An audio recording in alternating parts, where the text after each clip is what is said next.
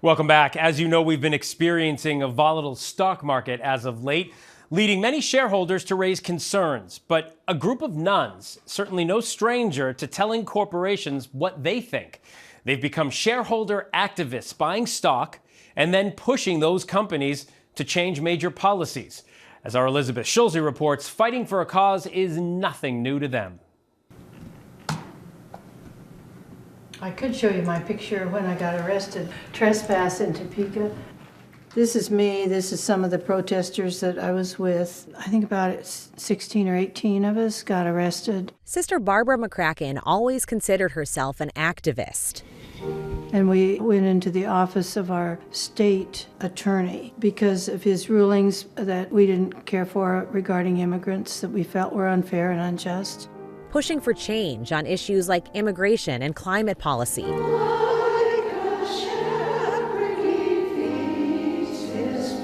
But now, at this tranquil monastery 1 hour outside of Kansas City, she's at the forefront of a different kind of fight: shareholder activism.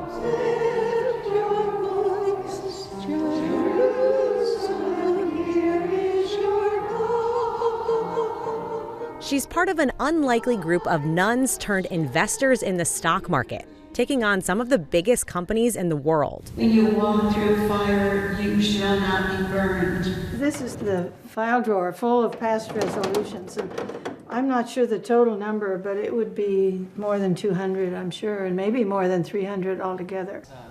Did you expect, when you joined the monastery, when you became sisters, that this would be part of your day-to-day? No. Absolutely not. I thought I'd still be in a classroom teaching little third graders. Instead, you're taking on Google, Amazon, McDonald's. That's right.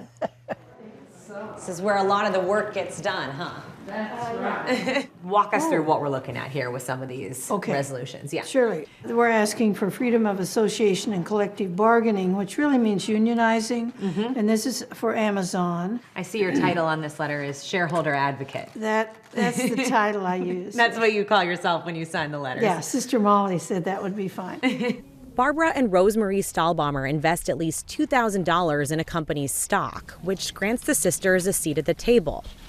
This is the Halliburton one.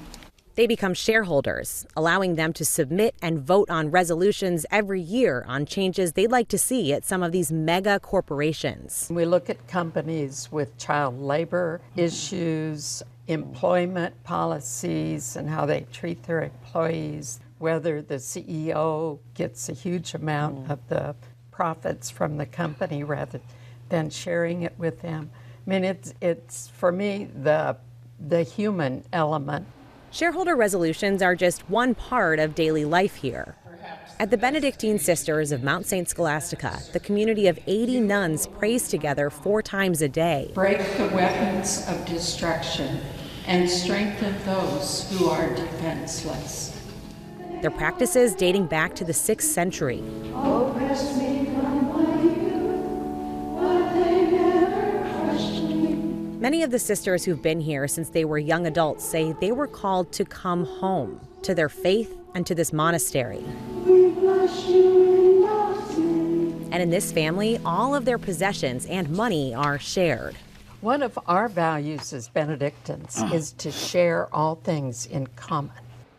None of us has our own bank account.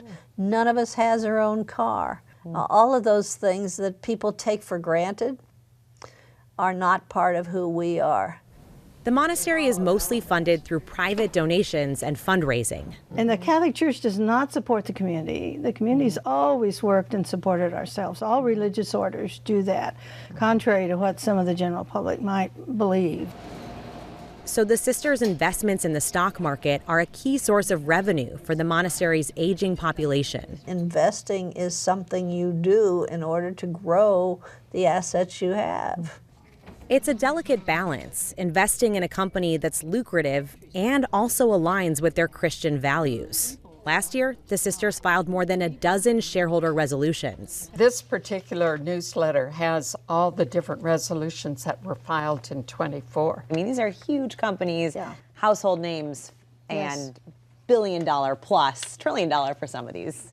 They wanted Google's parent company Alphabet to adopt stricter rules for developing artificial intelligence, oil giant Chevron to establish an independent commission to monitor human rights, and Amazon and Verizon to put in place more transparent lobbying practices. None of these resolutions passed, and the companies did not respond to ABC News' request for comment. Over the years, it's begun to make a difference. Some of these companies began to want the input from the group on what should our policies on human rights look like.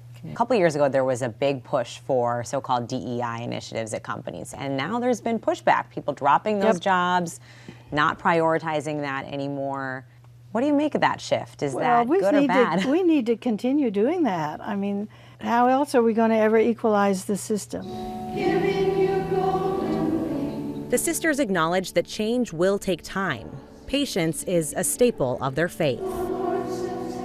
It takes a long time. That's one of the blessings of religious communities, is we're in this for the long haul. You've outlived all of these companies on this list. And the Benedictines will be around when they're gone. That's right. We're here to stay.